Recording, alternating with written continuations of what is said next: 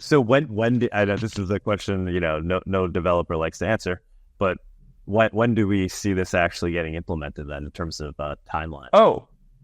This one I've actually provided a very aggressive time frame for. I would hope for the implementation to be ready within about 6 months. That's insane. And then, that's not, guaranteeing the academic review, formalization, audits, and all of that. But I hope implementation to be done within 6 months, and I'd hope for notable progress to have been made on all of the academic review with that. I do have to distinguish implementation from integration, though. Right now, I'm discussing implementation. Integration is technically something distinctly discussed, and I would hope that is also done in that time frame, but I cannot speak with as much confidence on that time frame. So potentially at Monerotopia in November, we can be doing a presentation on the completion of implementation. On the proposed implementation of the proofs itself? Yeah, possibly. Monero Talk is sponsored by Cake Wallet, a trustless open source wallet that gives you the keys to your crypto. Invoice, donate, and trade your Monero with peace of mind, piece of cake. And by StealthyX, an instant exchange where privacy is a top concern. Go to stealthyx.io to instantly exchange between Monero and 450 plus assets without having to create an account or register, and with no limits, making StealthyX a simple way to purchase Monero with crypto anonymously. Monero Talk is also made possible from contributions by viewers and listeners like you, and supporting us is easier than ever by typing in monerotalk.crypto in your monero.com or Cake Wallet send address field to send us a tip. This week on Monero Talk. In this episode, Douglas Tuman interviews Luke Parker as part of a Monerotopia segment. Normally, we don't publish the Monerotopia special guest segments as a Monero Talk, but this one is not to be missed. Luke offers some mind-bending insights into the development, implementation, and implications of full chain membership proofs. Luke describes what he sees as being the path towards implementing them into Monero prior to the Seraphis upgrade. They cover the potential timeline for implementation, with Luke aiming to have it ready within 6 months, and the possibility of presenting the completed work at the next Monerotopia conference. Monero Talk starts now. All right, Luke, what's going on, man? Nothing much. How are y'all? Good.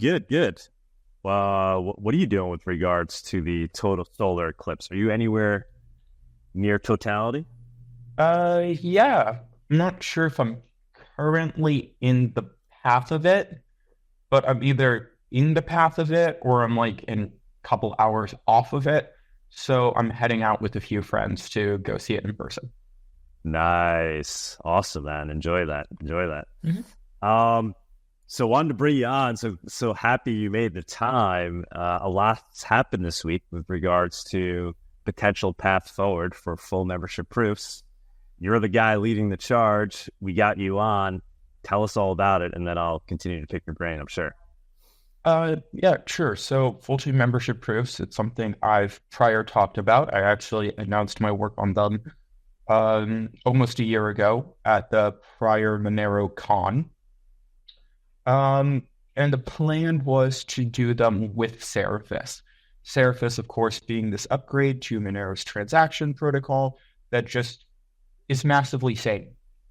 And there's no real other way to put it. It's massively sane. It's just a sane transaction protocol. And it cleans up a lot of our tech debt. It moves from us kind of assembling proofs together into a very more formal and academic distinction. It enables a lot of new features. One partnered with Jamtis, the proposed new address scheme. We're talking, the ability to see when an output is spent if you share that view key. So that just gets you a bit finer control. We're talking about delegated view tag finding. So anyone you can trust. You don't want to trust them to have your Monero view key. You don't want them to see, every time you make a transaction, but you do trust them to handle, 99% of the computational load and kind of filter down what transactions might be yours without ever truly knowing. Yeah, that was going to be another thing introduced. We were we were no longer putting wallet data into TXextra, which was going to be great. There's a lot of reasons that I can love Seraphis. And one of the things it being this more academic formulation brought is the separation of proofs.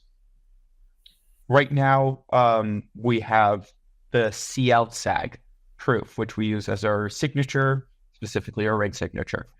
And that handles a few different things. That handles membership. My output, which I'm spending, is one of these outputs, but I won't tell you which. It handles, ownership or spend authority or spend authorization, however you want to phrase it. Yes, I am the owner of this output, and I am not stealing Doug's coins. And then it handles linkability. This is a key image. And this key image is unique. It's unique to this output. And because this key image has never appeared on the blockchain before, I have never spent this output before. And that's how you know I'm not spending this output twice.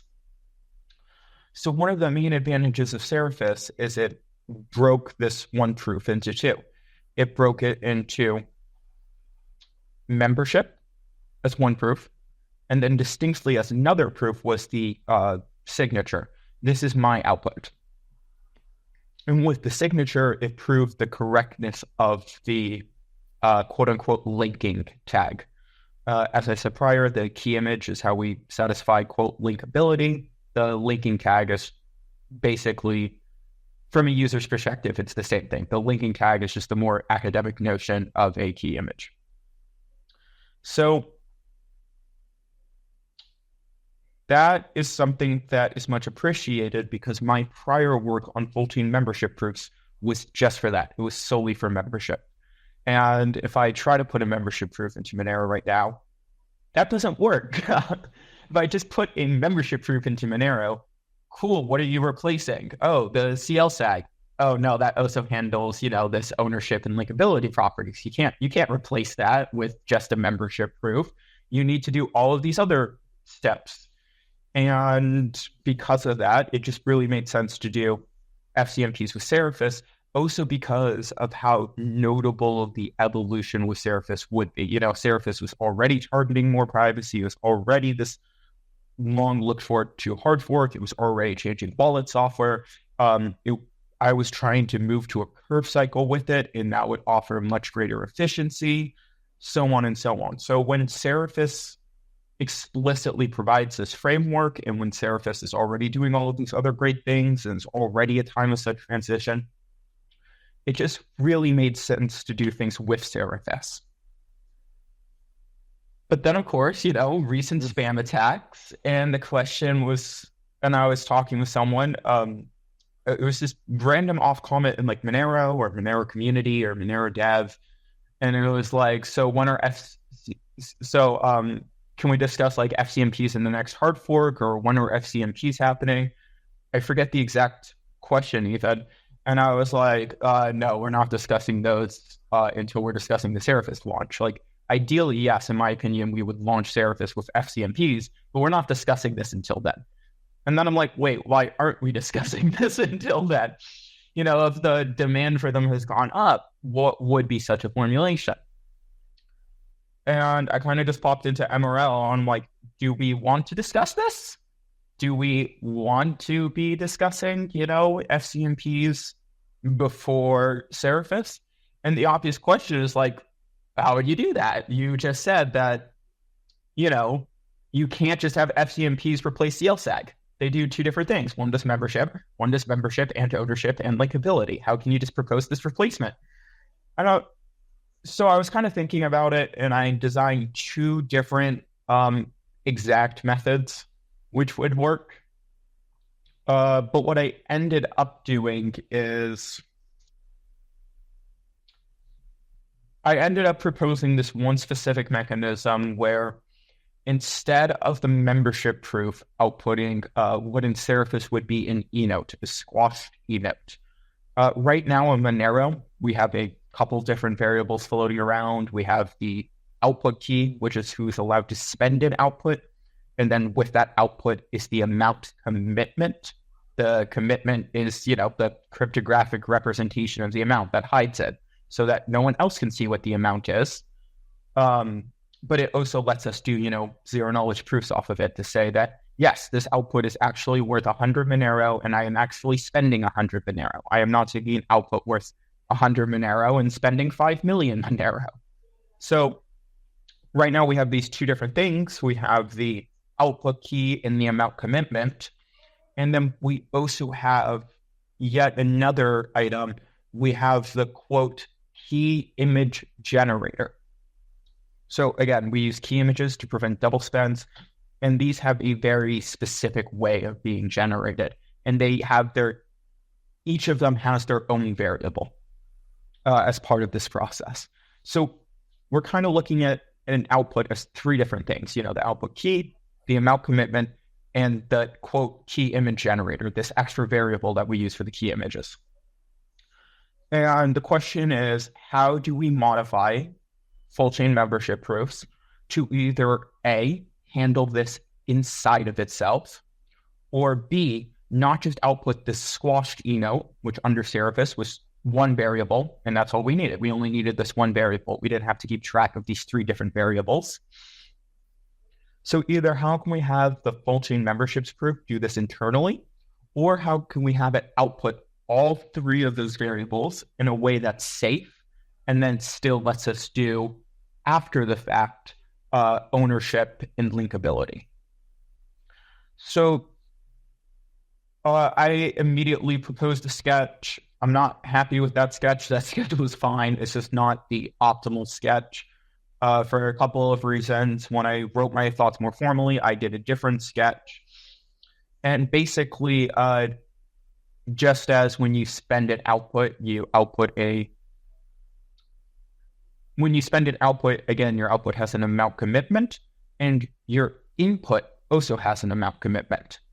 Obviously, these can't be the same commitment. We want them to have the same amount, so you can't mint more coins, but we don't want them to look the same, and we don't want anyone to be able to distinguish that, yes, they are in fact for the same amount.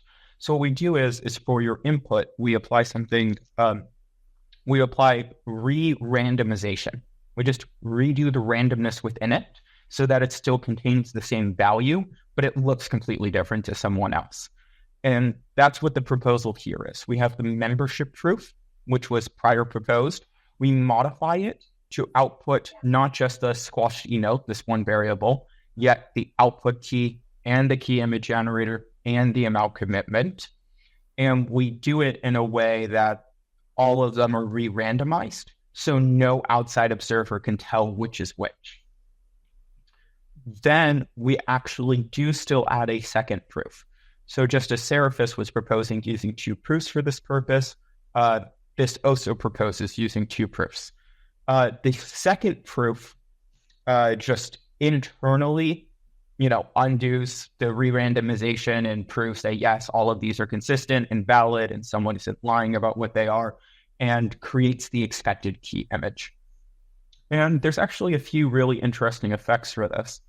One, I think our memory requirements for hardware wallets will actually go down because that's why you don't want one proof for all of this. If you had one proof for all of this, we now have to require hardware wallets, anything that have the private spend key, they suddenly have to do these giant bullet proofs for membership. Because if we just had this one giant proof, then yes, the membership proof would have to have the private key, which means the proof would have to be created by someone with the private key, which means whatever has the private key has to do bulletproofs, which isn't ideal. So we do two separate proofs. I think the second proof I'm proposing will actually be a bit smaller, quite a bit smaller actually, for hardware wallets, which is nice for them because hardware wallets frequently have very limited memory. So anything that frees up space there is something I'm happy about.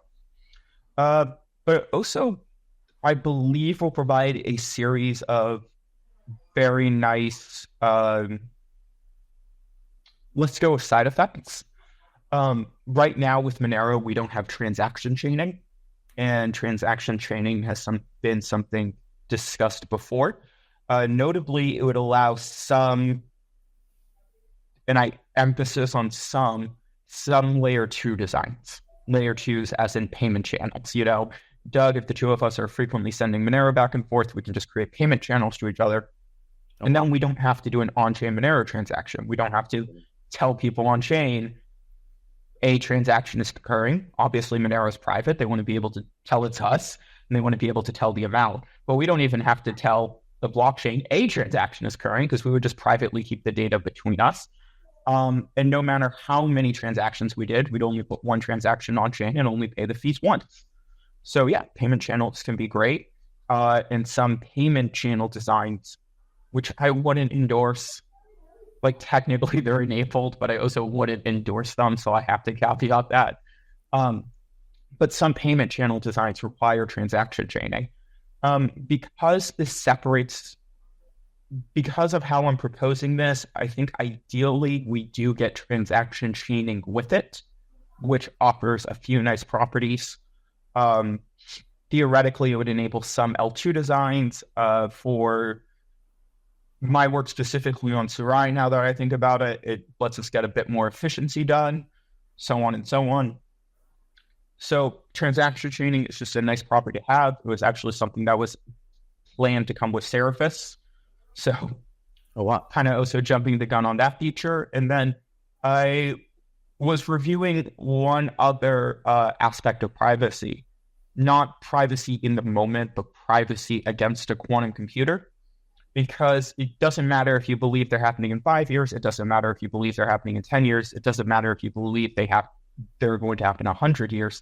That doesn't change that the moment someone has one, unfortunately, they can de-anonymize most of the internet today. And that would include Monero. So being, robust against this is kind of this idea of forward secrecy. No matter what happens in the future, your data is still private. So I was looking at extending this as well with forward secrecy. The design isn't quite there yet, but it's not technically impossible. It's not there yet. I don't want to propose forward secrecy as happening with this next step, because I really want to develop, plan, and execute a very efficient and very tight timeline for full chain membership proofs in order to ensure that they happen with the respect and expediency they deserve, and they don't languish in development for another few years. Can you just explain forward secrecy real quick? Like what exactly? Sure. So it's if you make a transaction today, a quantum computer, whenever it comes out, 5 years, 20 years, 100 years. Okay. You're being quantum proof for the future. Okay. Right. It wouldn't make us quantum proof against, inflation attacks, but it would prevent a quantum computer from figuring out who sent transactions.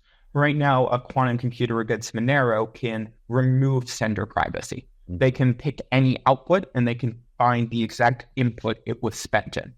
So forward secrecy, at least as I'm using it here, would be a quantum computer could not determine what input spent in output. The design isn't impossible, but it requires a more complicated proof. And that more complicated proof would be the proof executed by a hardware wallet. So I don't want to propose it at this time, but it is something else I was considering. That's amazing that it's a potential possibility already at this point. Like you see a path towards that. Well, I actually wouldn't have considered it possible with key images. Explaining that will require me explaining the math of key images for about 15 minutes, so I'll refrain from that. But it's not possible. It's just fundamentally isn't possible no matter what proof you use with how we currently define output keys and how we currently define key images. So because of that, the idea is, of course we would have to change how output keys are defined, and we'd have to change how key images are defined and in order to enable forward secrecy. And unfortunately, doing that would restart the privacy pool. We'd have to make a new set of outputs, a new set of privacy. And that was being proposed with Seraphis because of all of the improvements Seraphis brought.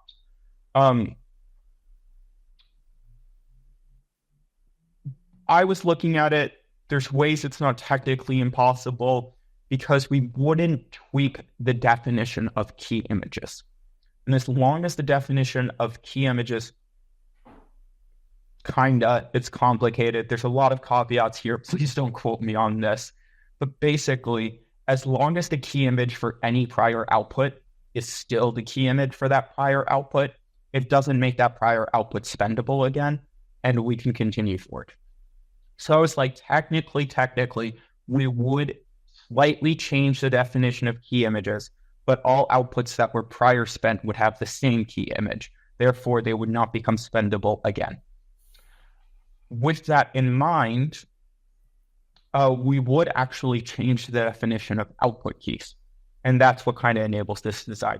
So this is a very future thought, and it's not something I want to get into right now. It's actually backstory for what I was wanting to get to. But while I was looking into forward secrecy, I noted that technically one could redefine output keys. Right now, output keys are just a very traditional public key. It's your private key with the mathematic operations behind it to convert it to a public key. I'll be very vague and non-mathematical about this. And I was noting while I was actually reviewing this proof, technically you can define your public key differently. Instead of defining your public key as this one private key converted to a public key, you can add this extra element to it. And if you add this extra element to it, you can still produce proofs and still spend the output. And that was initially a concern for me. Like, oh, people can now throw random stuff into their public key and my work doesn't care. Should it care? Is this an issue? Is this a vulnerability? Looking through it, no, it appears fine to me. Obviously, we will have to get this formally reviewed. And if we need to tweak it so that these extra elements are banned, they're banned, so be it. I already wrote up the math on how they would be banned. But as part of this, what I noted is because you're technically allowed this extra element, I believe we might actually be able to discuss what I would call an outgoing view key today, as in the ability to detect when an output you received is spent. So if you have a light wallet, and you don't have the private key, but you're still making sure you receive Monero, now your light wallet would automatically be able to tell when your private key did come online and did actually spend Monero. So if you do decide to make a transaction from your hardware wallet, or from your cold storage device, you wouldn't have to, copy data from your cold storage device and plug it into your light wallet and be like, yep, here's all the outputs I spent, here you go. Your light wallet, or your hot wallet, sorry, I'm mixing up my terminology here. Your hot wallet, if you gave it this additional outgoing view key, would automatically be able to detect, oh, by the way, you pulled out your cold storage device and spent these outputs. Yep, I can just detect that because you gave me this extra private key. So was looking on didn't raid, was looking at forward secrecy. It's not quite there yet, and I don't want to propose it at this time. But I did actually notice that it would enable us in the future to change how we define output keys. And with that, there's also the potential we could introduce outgoing view keys, the ability to detect when an output was spent. So that's actually something I'd really look forward to, because the inability to detect when an output you received was spent is actually very annoying for me. A lot of the work I did over at Sarai was handling exactly that, because we have this, adversarial multi-sig.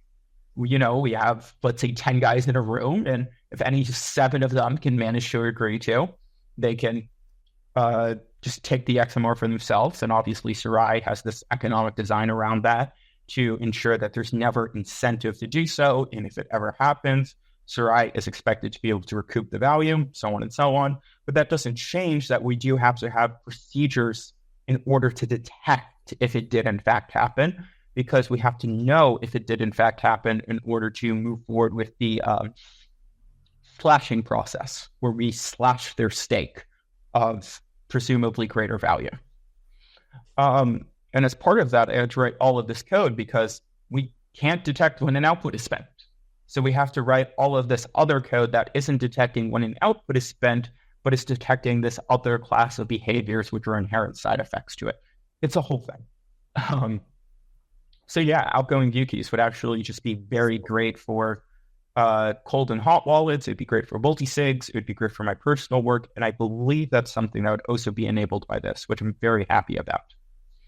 That's amazing. The main reason that that view-only wallets don't work well, right? Because you can't you can't tell if an output has been spent. And when you get the change back, it shows up as new money, not as a change output. Right. And practically, you can assume, hey, this transaction had a ring of 16 and for every single input it had, one of the ring members was an output I detected as mine. And so this looks like the change amount from that. So it's not that incoming view keys can't already guess with incredibly high confidence. It's that technically, yes, they're guessing. Now they'd be able to know with certainty. And that also helps with, like charity auditing. You want to donate to a charity, you can see how much money the charity's received, and you can also see how much they've spent. That would be one of the great benefits of this kind of outgoing view key. So it started out as just full chain membership proofs. By design, it kind of mirrored the proof separation within Seraphis. And I'm hoping to actually get, after having made this proposal, which was just for full chain membership proofs, it sounds like we might get a few really nice features out of it as well. Amazing. I mean, this sounds like a Renaissance in Monero moment here, right? All these things. I had no idea. So just if you could just step back for a moment, I think maybe you did say it, but if you can kind of rephrase it, what was the moment that it was realized that essentially full membership proofs can be implemented pre-Seraphis into bulletproofs? Like, what has that been realized already for some time? It's been theoretical for some time. I know like Liam Egan, I think, has participated in this, right? And then I was looking back at some of these other like bulletproof plus papers. Were these things talked about then, or did everything just kind of come together recently with this realization? Few comments. The full chain membership proofs has always been proposed to use the slightly modified bulletproofs. So the fact that it's being done with bulletproofs isn't, the newer exciting part here. Sorry, a bit of the sniffles today. The discussion about doing it pre-Seraphis with free CT is one I briefly considered before, but I kind of wrote it up as non-possible because the ideas I had for it were like, we would redefine every address, which is obviously something we do not want to do. It's not something we want to do. It's not pleasant to do. It should not be done. But my idea was like, we would redefine every address. And with the redefinition of every address, we would make every address have its spend key be something called a Peterson commitment. Then the output keys would be in the form of a Peterson commitment. And then the membership proof would remove the randomness in the Peterson commitment to get to the actual value. You would not be able to distinguish the value from the Peterson commitment in which it came from, which is why it'd be unlinkable. And then you could do pretty standard signatures over it. There's like all of these thoughts, and it wasn't that it was impossible, it's that we would need new addresses. And I think one of the concerns is that if someone sent to you, they'd be able to detect when you spent your coins. I think that was the concern as well. So if I pay you back, if we're out, we get drinks, I pay you back for picking up the bill in USD, Doug, because you're always eager to pick up some more Monero. Then I'd be able to see when 24 hours later, you spent that Monero. You must be grabbing drinks with someone else. Why wasn't I invited? And that's kind of the privacy issues. So it's not that I thought it impossible. It's that when I briefly thought about the design, there were issues with it. If it requires a new address format, obviously that's not something we want to do until Seraphis, because Seraphis does enough things to make it worth it. The reason I move forward with it now is because, one, I had a new idea about how to do it, which would actually be efficient. And two, the estimates for Seraphis, which were being discussed, were longer than my personal estimates. So due to the discrepancy in presumed timing, I wanted to move forward with the quicker option to ensure privacy now.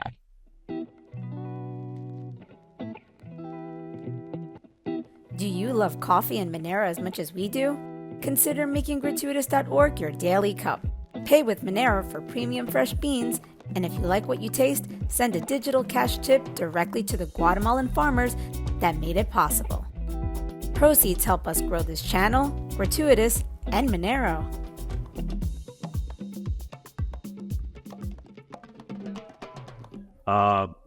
What can you tell us about Liam Egan and the contributions he's made? Because we've reached out to him. He said he'll come speak at Monerotopia. My understanding he's played some role in the development of the cryptography in this arena. Mind if I ask if in person or virtually? I think we're trying to get him in person. He seemed eager to attend. All right. Well, yeah, if they're coming in person, please let me know. I'd love to know about that. Yeah, I mean that was the idea, and to get you there as well. Obviously, I mean that would be the dream come true. So Liam Egan, they're quite smart. They personally did a few different preprints. They did one on the application of elliptic curve divisors for proving, like, this is all mathematical, I know, but they posited using elliptic curve divisors for efficient in-circuit inner product proofs. We're not looking at doing inner product proofs. We're solely looking at doing elliptic curve divisors for proofs of scalar multiplication. Don't worry, guys. We're not going all the way up. No, all of this is, mathematical gibberish. But regardless, they said, hey, there's this mathematical structure. It's an elliptic curve divisor. It's inherent to the concept of elliptic curves. It's been, studied here and here before. You can also use them to do efficient proofs about, objects on elliptic curves, about points on elliptic curves. So that was really great because it beats all prior noted ideas on how to do these proofs of, let's just go scalar multiplication, by at least a factor of 2. So by using this, just everything gets twice as fast. And saying that everything gets twice as fast is always great. We love it when things just magically get twice as fast. And one of the other advantages of it is actually the specific ways in which it scales. If we were to use traditional solutions, we would have a non-negligible, I'm trying to think of the best way to explain this. Basically, this is the very non-mathematical way to explain it. We have this private key inside of the proof. It's not actually a private key like, oh, if you leak this private key, you lose all your money. No, it's just this number that only you should know. And we have to convert it to a public key twice. So we would need 2 of these proofs. And that's annoying. These proofs are most of the work. Proving this private key does in fact match this public key is most of the work we do inside of these proofs and inside of the bulletproof, which we use to prove all of these statements. So with existing work, it would have been, like 2x. And then if you wanted to convert it to a public key a second time, it would have been an additional 1x. So if you do it again, it's cheaper, but it's still a notable cost. With Egan's work, if you do it for the first time, it's just 1x. You just pay this 1x penalty cost. And if you ever have to do it again in the future, there's not really an additional cost. It's effectively free. So because we actually do have to convert a private key to a public key multiple times, Egan's work is not only twice as fast as everything else in the everything else that's prior posited, but for the second time we do it, it's actually near free and not yet another cost. So Ian's work on elliptic curve divisors is just absolutely great for the performance of this work and something I'm truly in love with there. They also posited, I believe they posited their own private cryptocurrency protocol. I want to say Bcash. I'd have to double check if that was the exact label for it, because I believe the Curve Trees authors also posited a private currency protocol, and theirs may have been Bcash. I may be confusing the two. But I believe Egan also commented on how you could do one with pair of recursive bulletproofs, which is really interesting. And then Egan also is doing the work on is also the primary author of Bulletproofs Plus Plus, where we have bulletproofs, and then this was improved by Bulletproofs Plus. Bulletproofs Plus just slightly slimmed down the proof, saved a few bytes, which is always appreciated. And then Bulletproofs Plus Plus is actually very interesting in how far it takes it. And there's all sorts of commentary there. But yeah, Bulletproofs Plus Plus is also looking to be very interesting, and I'm very much looking forward to when it's a complete paper, including with all additional review and industry acceptance as something that, people should be using. And then Monero would implement that? Yeah, so two different options. We could implement Bulletproofs Plus Plus for our range proofs, or if it was feasible to apply the same modifications that we did for bulletproofs, we could also look at using them for membership proofs, which would actually open up a couple very interesting doors because of how specifically they present the... Sorry, I'm trying to think of the best way to explain this. So this membership proof is done via something known as an arithmetic circuit. An arithmetic circuit is just a long series of math statements and requirements. A times B equals C, C is 1. That lets A and B do whatever, but whatever they multiply to has to be 1, so on and so on. So Bulletproofs presented an arithmetic circuit argument, and then Bulletproofs Plus Plus, of course, carries that and also presents an arithmetic circuit argument. From my understanding, Bulletproofs adds to a power of 2. So powers of 2, 2, 4, 8, 16, 32, 64, 128, 256, so on and so on. But what this means is if we have, 200 lines of mathematical statements in this membership proof, it doesn't matter. We have to use 256. Like, even if we don't want those other 56, we need it to be a power of 2. And the closest power to 200, is 256. So no matter what, we're paying for these extra, 56. With Bulletproofs Plus Plus, I believe they give you a bit more flexibility in that you can pad it to either a power of 2 or you can pad it to a power of 3, to my understanding, which is a very slight tweak, but it actually gives you a decent bit more flexibility. And with that flexibility comes performance, which is always something I appreciate. Amazing. We actually had Benedict Buns on this show back in the day when we first implemented Bulletproofs. This feels like another Bulletproofs moment in terms of evolution of Monero, or actually, I guess, bigger.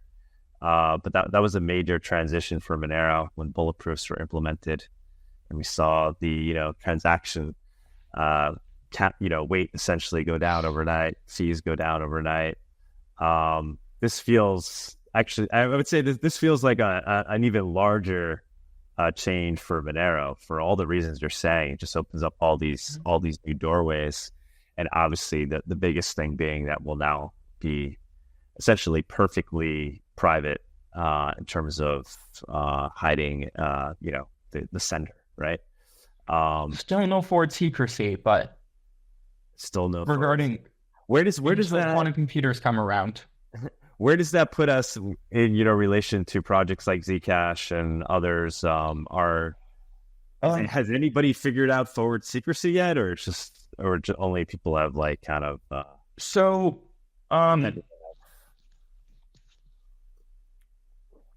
such a can of worms you've opened here, Doug. Yeah, why'd you have to do this to me? I don't believe anyone has solved forward secrecy when the person's address is known. If I know your address, then I can break it apart. If I see your public spend key and I have a quantum computer, I can recover the private spend key. If I see your public view key and I have a quantum computer, I can recover the private view key. If I have the private view key and have the private spend key, I can just do the normal scanning process. So I don't believe anyone's done forward secrecy when the address is known. Amazing. With Zcash and Firo, their currently deployed privacy protocols are fundamentally better than whatever Monero has today. And I'm not here to contest that. The reasons I don't recommend them over Monero isn't about merchant adoptance or anything. It's about the fragmented user story. It's this story I frequently heard when talking with some Zcash people about, someone has, Zcash in Exodus, and they think, Zcash, it's a privacy coin, I'm private.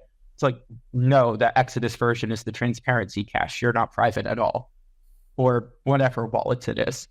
And I don't believe coins should promote a false sense of privacy. And I'm not here to say that, Zcash is actively and maliciously promoting a false sense of privacy. No, of course I'm not here to claim that. But what I'm noting is because there are ways to use Zcash transparently, and because we can't expect users to always be conscious of what's going on, it's hard for me to say use Zcash, because there's a risk that by saying use Zcash, the user ends up using it transparently. That doesn't change that, yes, theoretically, if you just took Zcash's privacy protocol as an isolate and you gave it, the same user base and the same amount of transactions occurring, then sure, the on-chain privacy would be far better than Monero's. And the same goes for Firo as well. From my understanding, Zcash, Orchard, and I believe even Sapling, is forward private if you do not have the person's address. And then Firo's Lelantis Spark protocol has the chance to be forward private, or forward secret, has the chance to be forward secret, but the currently used membership proof is the one out of many, Groth and Boodle proof, to my understanding. And that specific proof is not forward secret. So Zcash, Orchard, and I believe Sapling is. I don't know about Sprout, but you can no longer use Sprout anyway, so you can only redeem your coins from it, to my understanding. And then Firo's Lelantis Spark could be, the current membership proof is not. But if they move to full chain membership proofs, specifically the work I'm doing, I'm sure that you could implement the same concept of full chain membership proof with some other proof that doesn't have these properties. But the work I'm doing on full chain membership proofs, I believe if they incorporated that, then they would become forward secret. With regards to a quantum computer could not break which output was spent when. All right. Very well explained. Hoping Firo participates in Monerotopia again as well. It'd be cool to get some Zcash people at Monerotopia, right? Get them in the mix. Agreed. I really would love to mend that relationship. I've heard comments from kind of both sides of it. And what I kind of have to say is that unless the communities do better, I would not expect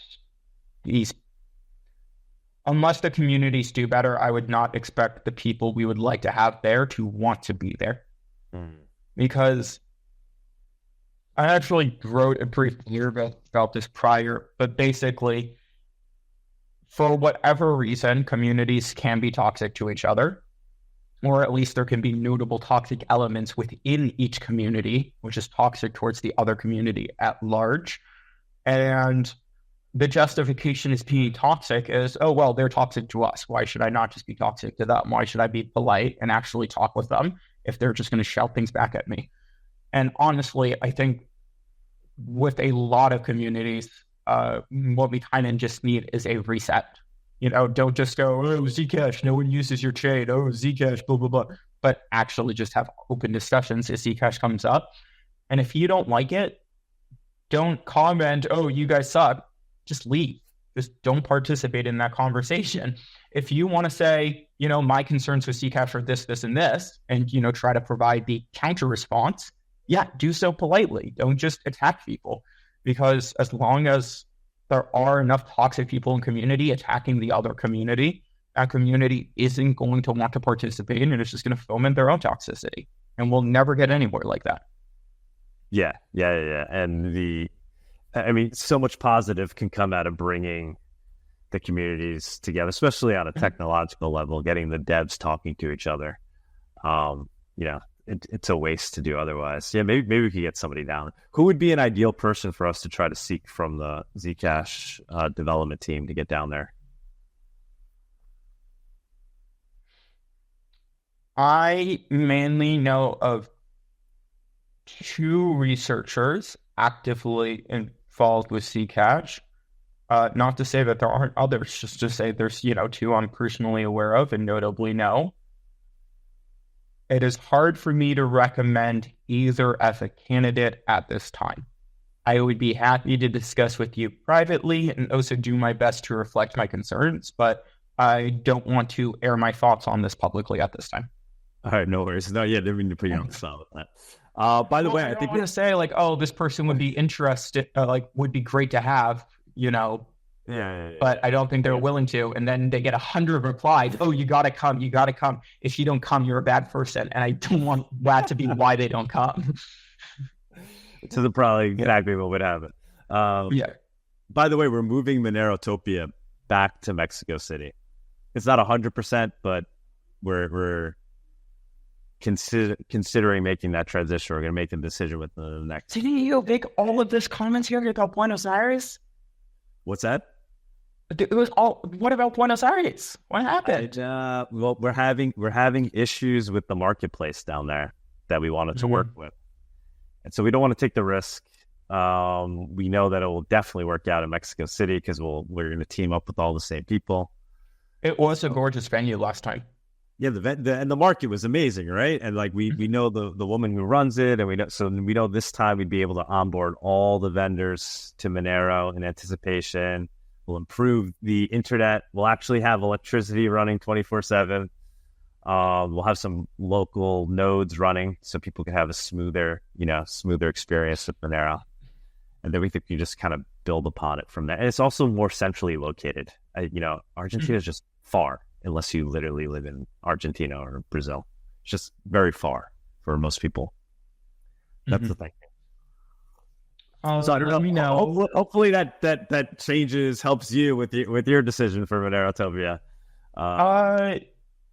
The comment that the thoughts I already had, combined with the heads up that Ian may be trying to attend, that's done much more than the location. Thanks for the heads up there. I'm hoping I'm hoping I have no prepper friends right now who bought flights in advance. Well, no, we reached out to everybody behind the scenes. I'm pretty sure we sent you a message too. So just to people know that we're transitioning. We didn't officially put it out there yet. So this is it, guys. Do not buy your ticket to Buenos Aires. We will announce in a day or two whether or not we fully shipped it to Mexico City. But please do not buy a flight ticket there. I'd be interested to hear. Let me know. All right, cool. Yeah, I know you. We've kind of got you going here for an hour already, and this is a Monerotopia. It's not even a Monero Talk, but greatly appreciate you taking time. Can you give us some more insight, at least to what the actual path forward will look like? I know CipherStack is going to be involved, right? I believe they're going to be doing an audit on this. You can kind of tell us what that's all about, and I know how, depending on how that goes, that may actually prevent the implementation at this stage. And then just let us know what they're doing and then what you're doing and how we get to the end goal here of actually getting it implemented pre-Seraphis. Right. So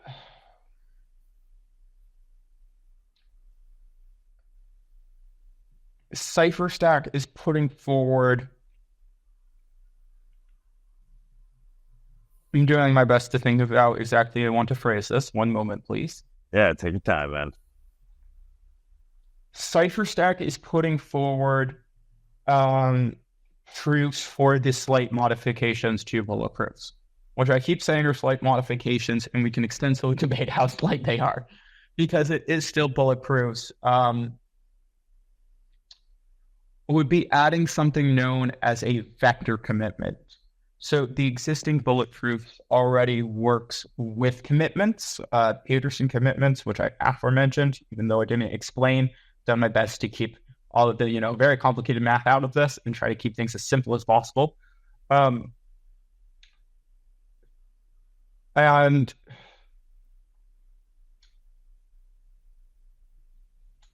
they're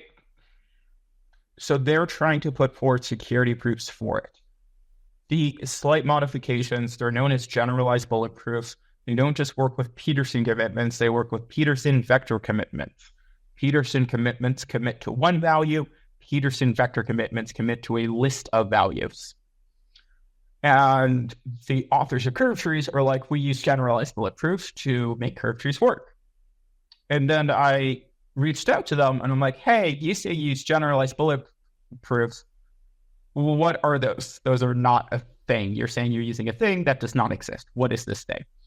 And they reached out and they're like, oh yeah, it's our own custom slight modifications, which we didn't publish anywhere or document. We can send you a link to them. And they sent me this link and it's all of the mathematical theory. It's like, oh yeah, bulletproofs is an inner product argument, obviously. And it does all of these various inner product relationships, obviously, as one does. And we just add this extra inner product relationship, again, as one does. And yeah, then you get Peterson vector commitments and it all works out. And I'm like, what am I looking at? What am I looking at here? It's all of this math and it's all written out.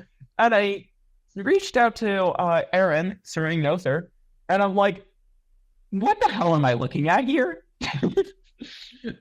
Because it's just all of these mathematical statements with no actual,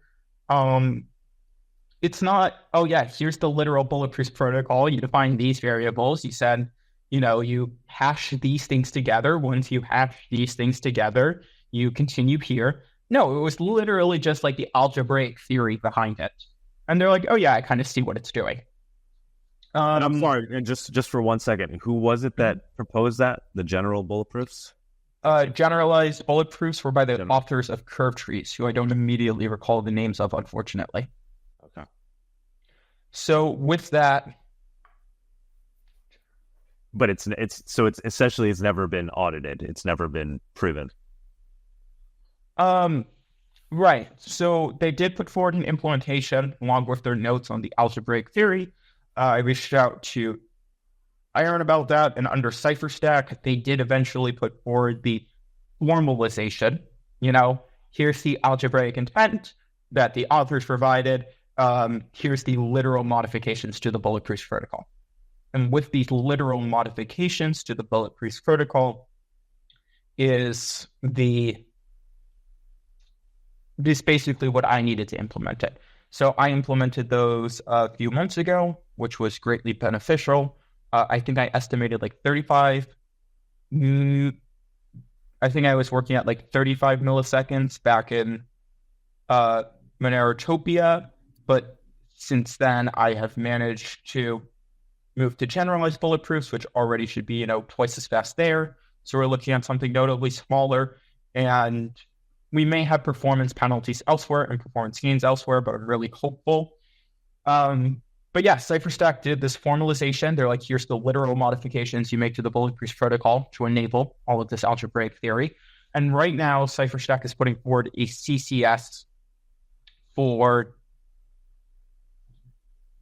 funding their development of security proofs for it. And with the proofs is what we would need to actually use and deploy it. Because right now, there's just the idea, and there's a literal modifications to the protocol you can make. And with these literal modifications, yeah, the proofs prove and verify. I can call the proof function, they prove. I can call the verify function, they verify. That doesn't mean someone else can't make a proof of anything that they want. It just means that my proofs, when I call prove and verify, work. So what the security proofs are the formal academic arguments that no one else can call proof unless they're actually proving for honest data. for the expected variables, at least not without it failing to verify. So that's the next step there, and that will give us generalized bulletproofs. If we don't have generalized bulletproofs, we actually have two options forward, which would be a thing. Neither of them are great, and both of them would increase scrutiny, because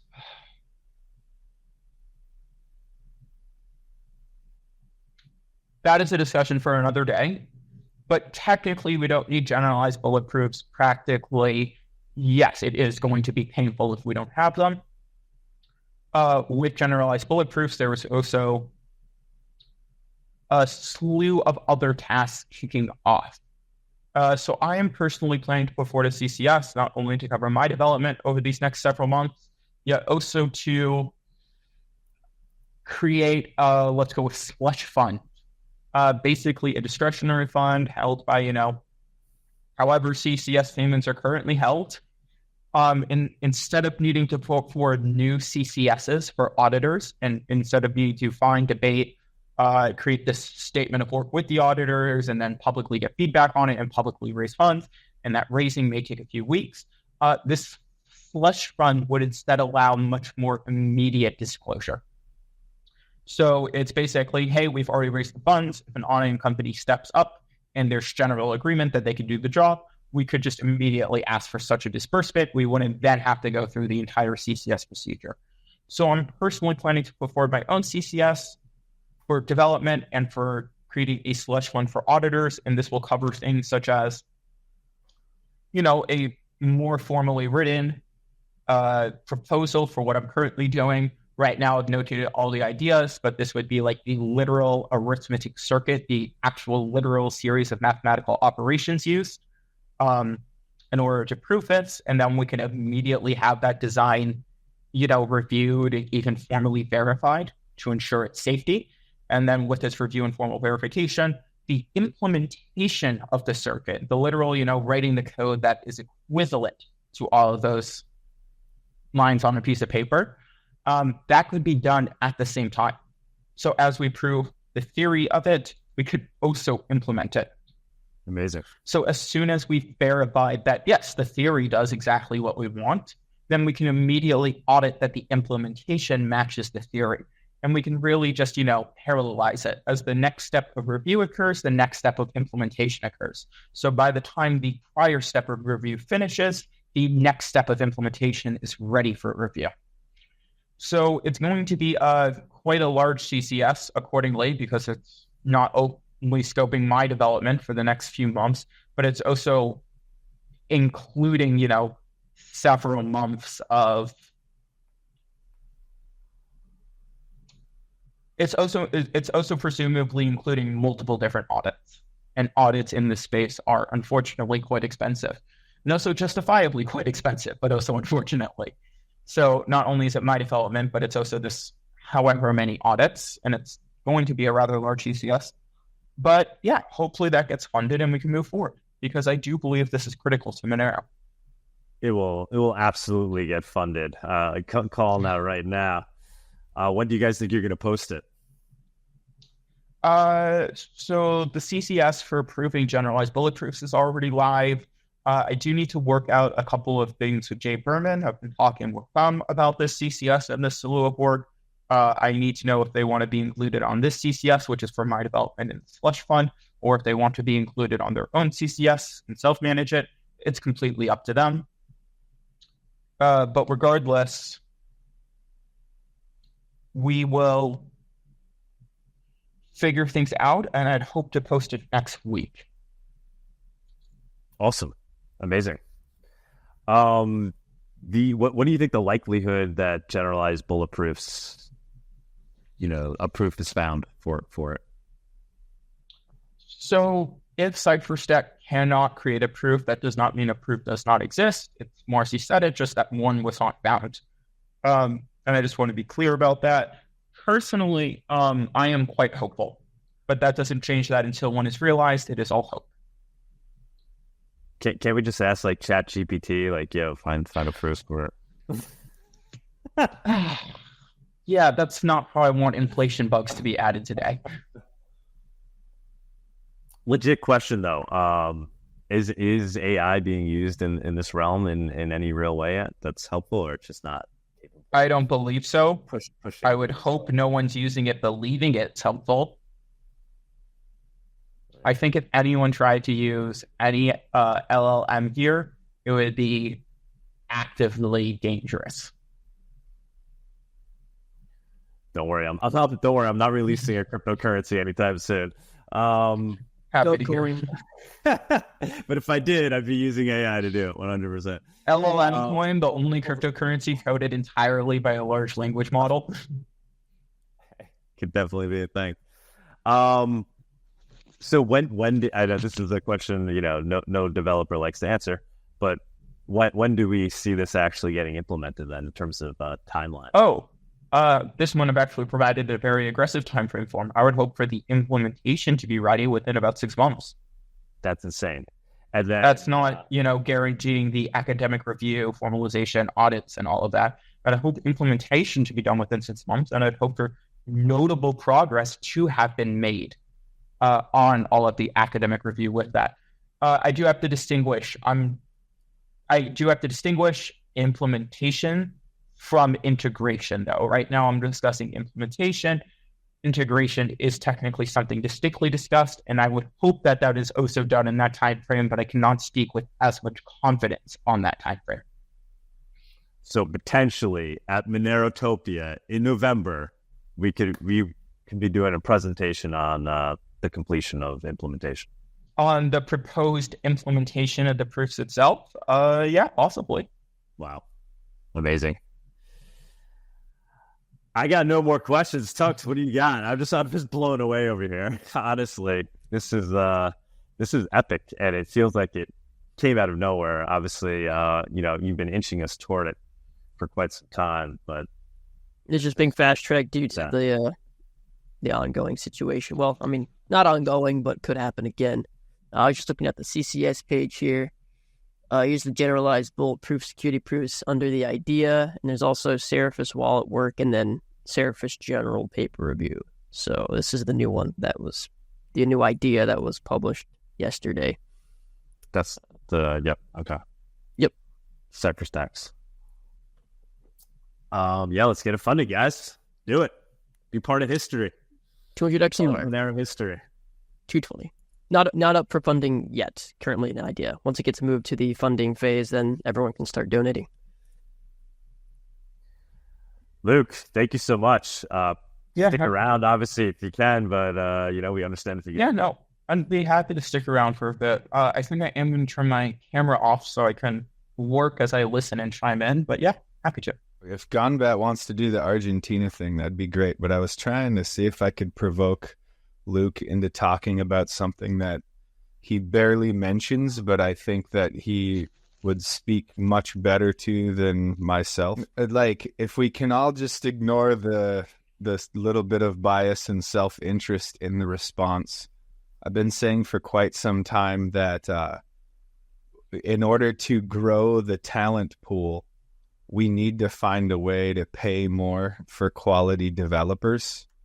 Mm-hmm. And that involves direct engagements with businesses, because business to business is the largest part of any economy, basically anywhere in the world, except some like third world that's, government funding and all of that. But I was hoping that you could speak to the fact that a lot of talented developers are forced to choose between an upper middle class lifestyle or working on projects that actually matter to them, or they have to split their time, which dilutes their focus. I hear a lot about this stuff, but I don't think that it reaches the broader audience at the level that it should. So do you think you could chime in a little bit? Yeah, sure. So one of the things I think is that obviously developers willing to take a haircut in order to work on Monero and volunteer in that regard. The very pure cypherpunk ethos is, like, oh yeah, people should just do things and that will be great. The end. And it's not that I don't respect that, and it's not that I don't like people working on things solely because they believe in them with no need for external incentives. But the fact is, people need money to pay for food, shelter, water, kind of necessities here. And with that, there is payment. And that's why the CCS exists. And also solutions like Magic. Donate to Monero development. If you're in the US, get tax-deductible donations because Magic is a 501c3 charity. So there are solutions to fund developers. Yet with these solutions, every developer, even if they take money from the CCS or from Magic, they are largely still donating their time because of the opportunity cost that's posed. The job market for talented cryptographers right now is insane. Truly, it's really insane and out there. So for any developer to not receive an insane paycheck, it is them donating that opportunity and the opportunity cost with it. So one of the things I think is that the Monero CCS needs to be more open to paying people more. I do think that's starting to change, and I'm hopeful it is. The other thing I think is that developers need to be willing to ask for more. I've seen prior posited the idea of like this, the CCS average or the standard is generally this. And that causes some developers to not bother submitting proposals. And what I personally think is that, no, if that's too low for you, it's not that you shouldn't submit a proposal, it's that you should submit a proposal. Like if an amount that the CCS is generally paying is too low for you, that does not invalidate your own proposal. And hopefully as we get more proposals and we realize what we're missing out on by not be willing to pay more, only then could the Monero community take a step back and evaluate how stingy do we want to be here, or how forthcoming with funding do we want to be here? Because obviously, I'm not saying if someone walks in and says, for $1 million, I'll like fix this, one bug where we have a typo in some text. No, I'm not saying that any proposal that improves Monero is justifiable regardless of the cost. What I am saying is that when developers do not make proposals because they do not believe will go through, they don't put their thumbs down on the scale, weigh the CCS towards paying more in the future, and they remove data from Monero by creating the appearance that there simply aren't developers, when the truth is there simply aren't developers who are willing to submit out of belief of what we're likely to pay. So Monero community, I think, needs to be more open. Developers, I think, need to be willing to submit proposals, even if they don't expect them to go through. The other thing I note is that the CCS creates a lot of bureaucracy, not because, you have to fill out all of these forms to go through it, but because of the whole, review process, and it can take several weeks. It might take a couple of meetings just to get your CCS listed, and then it might take a few weeks for it to get funded. And that alone has caused us to lose developers before, just the amount of effort that goes into the CCS system. So what I actually would really love to see, and I brought this up a few weeks ago, is for an organization such as Magic, which I am a committee member for the Magic Monero Fund. I would actually love to see them start just outright hiring developers, not solely hosting fundraising for developers, but outright hiring developers with 1-year contracts. And then in 6 months, we would restart the fundraising process, not for each individual developer in each individual line item of work, but actually for the entire development team. And then, that might take 3 months to complete. And then 3 months before the current development team's contract is up, we would let them know, yes, we are able to extend your contract another year, so on and so on. And we would be able to provide, ideally, stable employment that minimizes the headache for these developers and brings a quality amount of talent to Monero. The main reason Magic is not immediately moving forward with that is because in order to move forward with that, we have to, it would pretty much be, we walk out next week and say, we are looking for $200,000 to start hiring developers. And that is a very tall ask for us to make. So it's something I proposed as a long-term goal, something I believe the committee generally agrees would be great if we could do it, but is a discussion that we have to work towards. And me talking about it here is me trying to work towards it. I'll also note that with my upcoming CCS, I plan to create a slush fund so that we can more quickly contract outside parties. And that's just in the name of efficiency on the specific issue, full chain membership groups. But in similar spirits, both a retainer for CipherStack, who currently employs Aaron, also known as Saray Nother, in order to ensure access to their research talent and also provide a more consistent stream of payment for CipherStack. That was proposed, and even just an MRL, Monero Research Lab, sort of general fund was proposed, such that MRL can dispatch such contracts without going through the entire bureaucracy of the CCS. So I definitely think that there's change occurring and there's change being worked towards, but I think the community needs to be open to it. And when the time comes, the people with a significant financial interest in Monero need to be willing to donate to that development. I'd just point out there's something really sexy about how, the bleeding edge of technology and, the stuff that drives interest in these projects are really bad at driving interest in funding these projects. But there are so many solutions at every level. Like if you're mining Monero, you could just send the money to a wallet that, funds these projects. Or another thing is the bounty system has its own advantages. But I think that people don't understand if you are, we'll just say it, an underpaid developer and your cash flow situation, you're looking at, I could get paid in 3 weeks, maybe. People have to pay their rent every 4 to 5 weeks. And and there's many solutions to this problem, but if we can't alleviate people who are willing to dedicate a lot of time to this, and then there's also the question of this is a highly cerebral undertaking. So if you add stress to the question of getting the work done, well, will I get paid? When will I get paid? Or somebody is motivated to tackle one of these problems, right? They want to work on this project.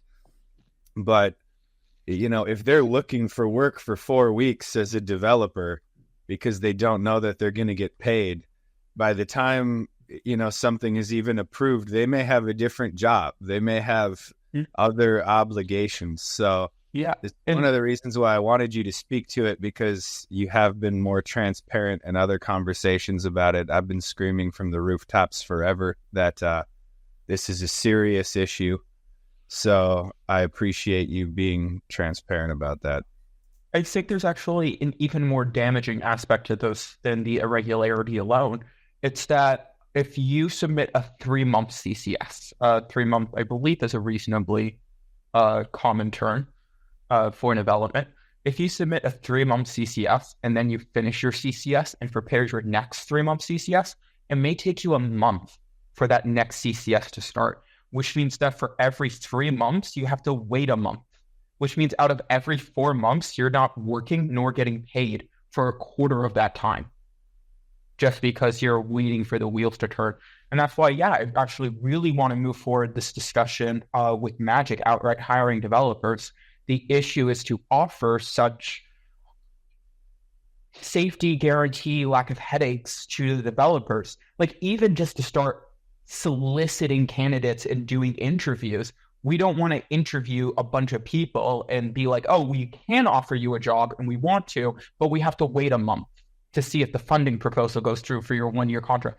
It's all so ridiculous. And that's kind of why we're waiting to move forward and trying to talk this up a bit more, or at least I'm trying to talk it up a bit more, because it's going to end up with us asking on a leap of faith without us having proposed any results yet, asking for enough to pay a 1-year salary just to be completely raised to donations. And after we ask for a 1-year salary, if we move forward with this idea, I have to be clear, I'm speaking as an individual here and not a representative of Magic and not a representative of the committee as a whole. I'm just speaking as an individual and an idea I would like to see the committee execute on.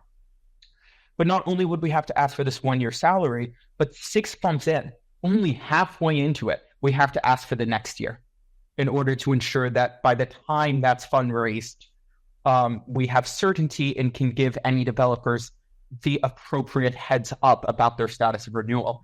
And that's a very large task to ask. So yeah, it's definitely going to have more conversations. And as you said, more transparency to make the community more open-minded about it. And by my calculations, if we could get consistent donations to a fund that was well managed, I mean, we're talking about maybe 900 people donating $10 a month for a very comfortable salary. We've already demonstrated that people who are passionate about Monero development are willing to take less to do what they believe in.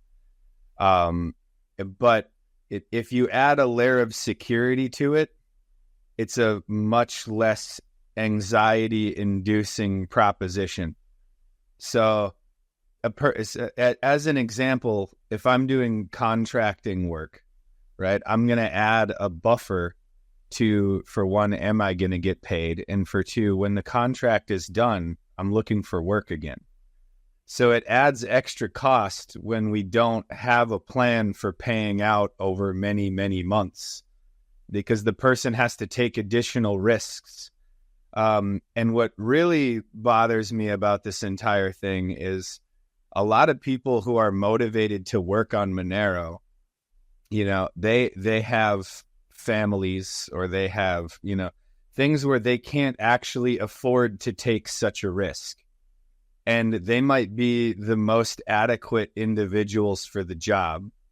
So, I really hope that people are listening here. Like, it does not take very much to make this happen if we as a community can consistently donate the money.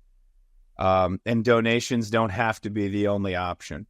But we are seriously talking about less than $10 a month here for less than 1,000 people to just get one talented developer day after day, month after month. And, I've met a lot of you guys like at Monerotopia. These people are not living high on the hog. And honestly, they probably should be after what they've created. So it's like, if we don't find a way to solve this problem, especially the way that things are going, we're going to see the talent pool dwindle away, because it's becoming unaffordable to survive off of bug bounties. It's becoming unaffordable, but I'll get off the soapbox. I just hope people understand this is more important than the tech right now. This is insanely important to solve now. I do want to make one disclosure, and generally I do agree. It almost makes me wonder if we should discuss, putting out the change box at events like Monerotopia, trying to do a fundraising drive while we're there for larger efforts. I'll just apply that pressure to Doug and not elaborate at this time. But yeah, I also want to totally on board for that, man. Any open to any and all the ideas. Happy to hear. Thank you.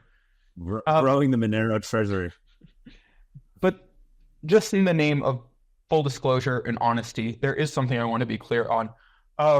For me personally, I have to decide where I donate my time. So personally, I actually decide to donate my time largely not to Monero, although I have, I'll get to that in a second. I largely donate my time to my own project, Sarai, decentralized exchange. And with that, stuff like Monero Sarai. Monero Sarai is a Monero library, which implements the Monero transaction protocol and is meant as a public good for the Monero community. And it's not something I've ever requested funding for. There are discussions to request funding for its audit. That may actually be something I publicly fund. But largely, I personally donate my time to Sarai and not Monero. With regards to my work directly on Monero, like with full chain membership proofs, I did prior request retroactive funding. So I did take the risk. If it wasn't going to get funded, I wasn't going to get paid for the work I did. But I was fine with that because I thought it needed to be done. I thought I could efficiently do it. And I accepted I may not get paid for it, but I believed in it. But I did request retroactive funding, and that did go through and have been paid out and everything. So that's great. With my upcoming work on full-time membership proofs, I also am planning to request funding for that.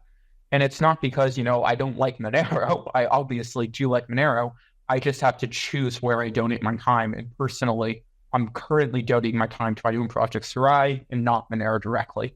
So I do want to be transparent about that before, people start thinking, oh, Luke is great, they donate their time. I largely do not directly donate my time to Monero. Though also I do work on some things for Monero that I don't put under a CCS. So yes, I do still donate some time to Monero. Extremely important topic. Anybody else have any insights, thoughts on this topic before we move on? I wanted to ask Luke, how about a hybrid approach? Like some people in the Monero community who are like extreme fringe, they want to be like direct donation, that model, so that the developer stays in the shadow, but they get the funding. So how about hybrid approach like CCS with Rhino and multi-sig setup, as well as Magic, as well as a culture of direct donation?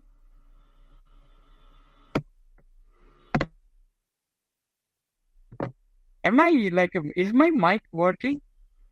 We heard you, man. So yeah, I wanted to hear your thought like that, a hybrid approach of like CCS with multi-sig, Rhino, or whatever, then like Magic funds want to pay less tax in the US, as well as a culture of direct donation. Hybrid approach. So obviously all of these fundraising systems are additive, and that's the really great thing about this. If Magic, does great, it doesn't make the CCS disappear and evaporate. It just means that the CCS is available for the people who want to do the CCS, and Magic is available for the people who want to do Magic.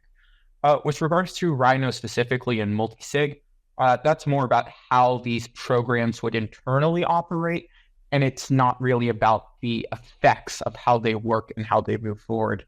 But yeah, keeping the CCS, but also adding additional highlights to Magic, because one of the reasons Magic is great, in my opinion, not to say that it's better than the CCS, it's an alternative, but one of the reasons it's great, in my opinion, is one, it can do USD payments for people who who are in the US and need a more traditional income, and two, it actually can raise a bit less because we no longer need to take the standard, 10% for volatility. A lot of these CCS proposals add 10% for volatility, but as soon as Magic receives coins, it can immediately convert them to USD, and in the process of converting it to USD, no longer be affected by volatility with regards to fiat.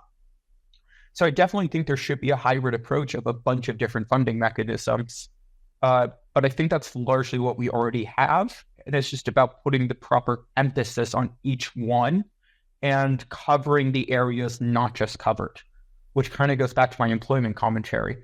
There's not anyone right now who will offer you a 1-year contract to work on Monero.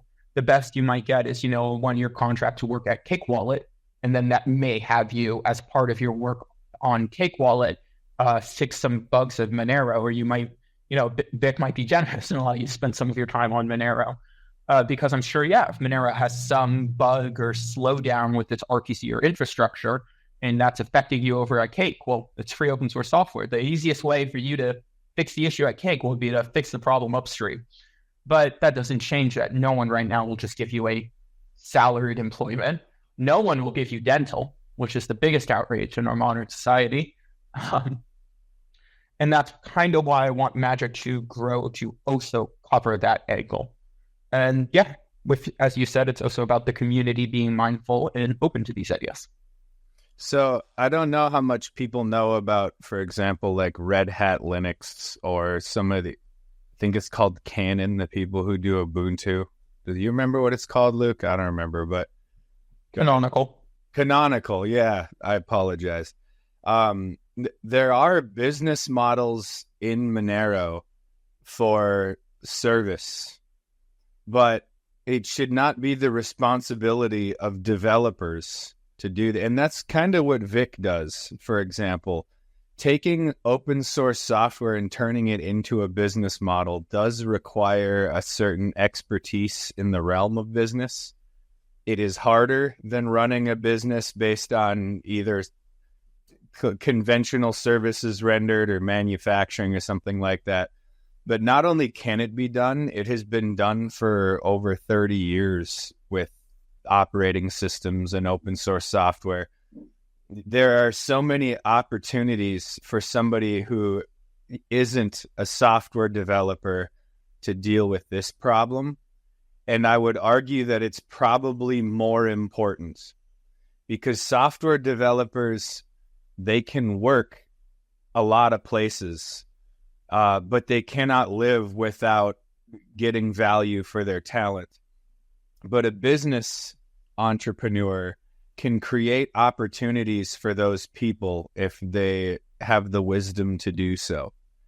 And it's even more fun because it's an additional challenge. So people could take, if you have been looking for how you can facilitate the development of Monero, you don't have to learn how to code. You can poach coders out of places like, like the software stack developers at Google or all of these other places by offering them the opportunity for employment that they would seek for doing something that's more noble.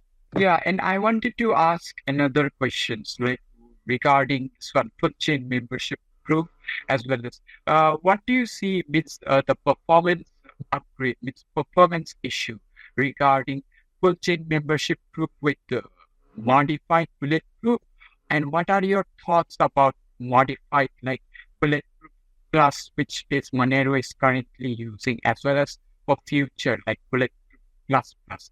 Is it possible to use like directly implementation of bulletproof plus plus with full chain membership group?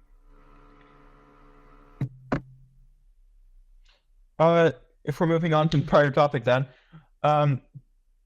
the work originally was done with Bulletproofs Plus, and my retroactive funding was for the implementation that was with Bulletproofs Plus. I did not implement it with Bulletproofs Plus, or rather, I did not implement it with generalized Bulletproofs Plus. Instead, I implemented it with Bulletproofs Plus and this shim around it, which was not pleasant at all and was not great. When the generalized bulletproofs formalization was made available, the literal changes needed for bulletproofs to become generalized bulletproofs, I actually did move my work over to generalized bulletproofs, and that did not appear in any CCS, and it will not appear at any future CCS. I initially implemented a Bulletproofs Plus that turned out to be invalid.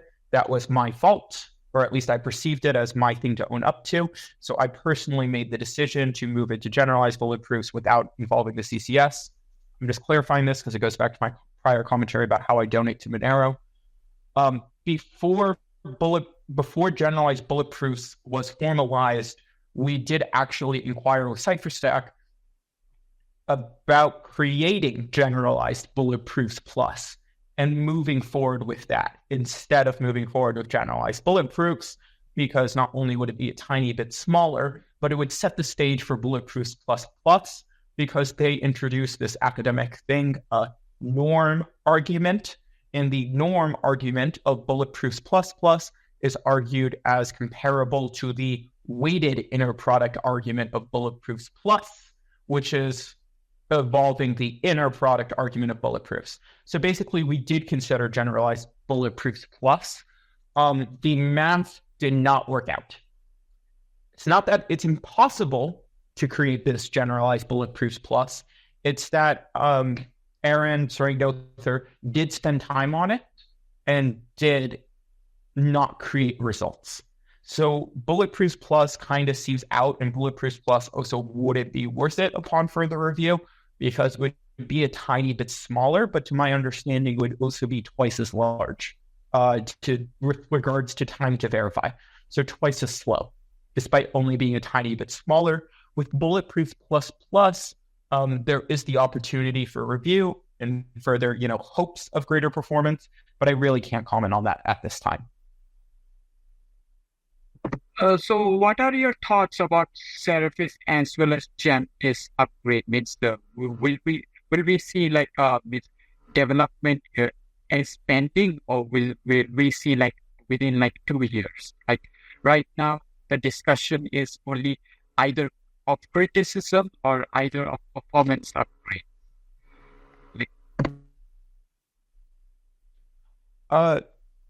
The estimates discussed regarding Seraphis, which is what caused me to do this full team membership proofs work now, was that Seraphis was presumably at least, and I do mean at least 2 years out.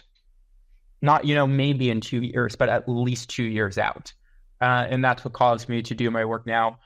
With regards to future improvements, there's definitely a few, but I think it's a long discussion with a lot of options, and it's not really worth getting into right now versus after we've taken this first step. Okay, that's great.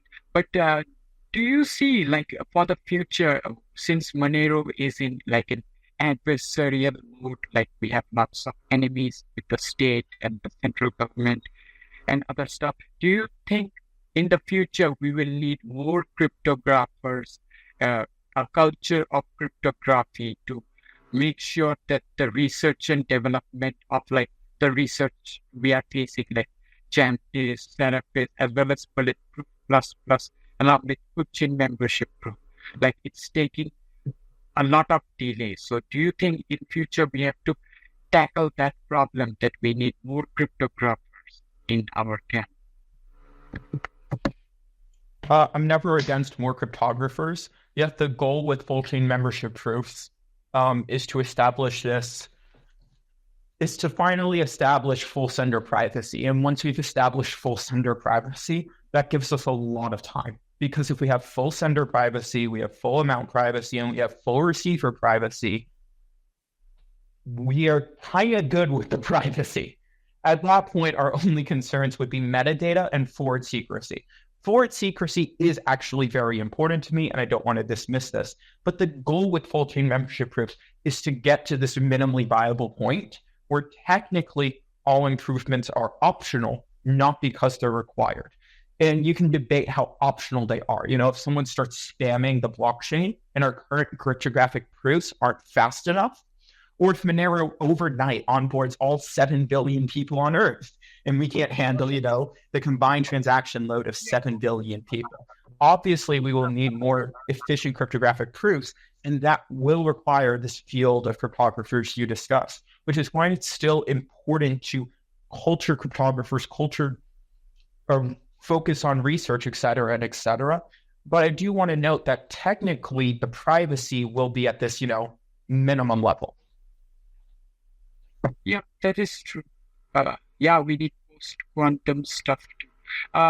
And regarding there is, I think we should discuss about the Argentina matter, because, I think the major problem is the IMF as well as the Financial Action Task Force, because those guys, their goal is like client-state model. They are an empire, let's face it. It's the Neo-American empire. So, and look at the Democrat Party. So they are in charge. So they want to continue that empire. So they want client state. They don't want allies. They just want client state.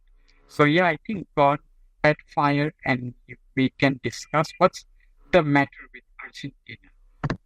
Yeah, for sure. I mean, so first get the facts. So basically, this new legislation is part of the new anti-money laundering law that was planned. It was designed by the previous government, so the Peronists, and it was already half approved.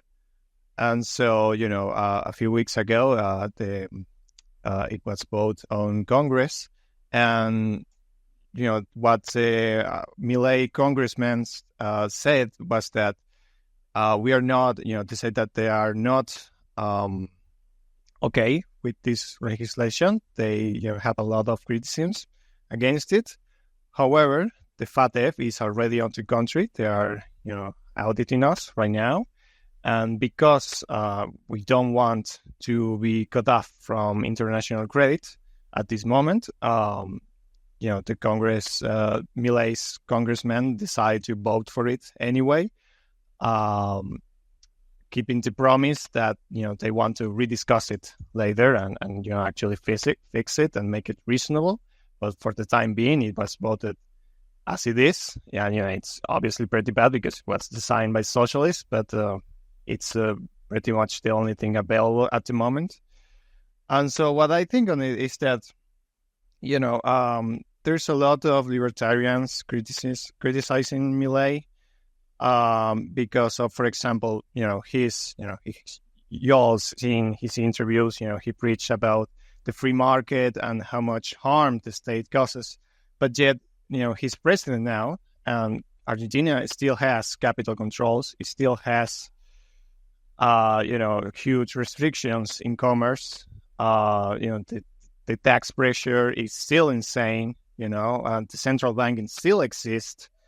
And you think why anarcho capital, why someone like Milei, still maintains this kind of thing. And, what I think is that it just takes time. Right, because the financial system, so is a minority. It's a minority government, and I think the thing is either they are not coordinating with the Mises Institute or the Firearms Policy Coalition or the Guns of America, those guys, because the thing is they need dollar, and the way to get dollar, it's Argentina is 90% state-owned. So they have the state. They could manufacture guns and make a law mandatory. Every people have to buy a gun and they will get dollar instantly. So the thing is, it's the priorities. They have to set their priorities right. They have to look at the important things. They need the Second Amendment. Otherwise, the libertarian project is dead. And one wrong election, one incorrect government, and it's all gone. Right. So Milei has to, pick the fights he wants to take on. For example, why didn't he delete the central bank on his first day? I would love for that to happen, but if he did, the central bank has a lot of debt, and if it disappears overnight, it has to pay back that debt, and the only way to do it is to print that money because it has no money. So it has to print that money, and that's 4 times the monetary supply. So that's hyperinflation. That's why he cannot, end the central bank yet. To do that, he has to put it back on shape. And to do that, he needs dollars. So, it takes time. He needs to follow a plan. He can't just get rid of everything because everything's just so broken. It's barely held back together that, these things take time. And it's frustrating, but I think people are being a bit unfair as well. Yeah, another thing I found interesting is that he stopped the spending also, the money printer. I think he told he will make a law to make it illegal to even print money. But yeah, there is another problem. The existing money is still there. He's not burning the supply. He could do 10% allocation. He will buy all the notes, and then 10% he will burn them. Eventually, he could delete the peso entirely, and then you will get the political might because everyone will be using dollar or gold or Monero, whatever. Then I think it will fix the situation. I think still the problem is he's a minority government, and it's like a client state. US will try, the Democratic Party, as well as the neocons, neolibs, those Brussels people, they will try to make it Argentina into a colony. That's a problem. Argentina is not a nuclear armed state. It has a great geography. But the thing is, militarily, it's too poor. I think there's a certain issue of missing the forest through the trees here. The single greatest thing that happened with the election of Milei is the undermining of the all-pervasive godlike nature of government. And when we talk about governments, we talk about these monolithic institutions that don't actually exist. It's like talking about phlogiston. It's not real. There's men with guns playing mind games with other men, and some of them don't have guns. And the power that exists behind Milei being even in the institution of government is the fact that a large blow to the permanence of the bureaucracy state was done in the minds of individuals. But whether it was a concession by the deep state to keep people participating or not, whether it was an organic movement of ANCAPs and now he's in the government trying to make things happen, maybe he's legit, maybe he's not. It's irrelevant. Like a hybrid. The CIA wants some of any guy, because it's like they are also. Let's face it, United States militarily it was a hyperpower. Now it's a declining superpower. So they also want some. Well, my point, IPP, is that even that comment, it still does it, because the power of the United States from the very beginning was its productive capacity on an individual level. And it's the same with Argentina, which is when you're an export economy with stuff that is so prized around the world, right?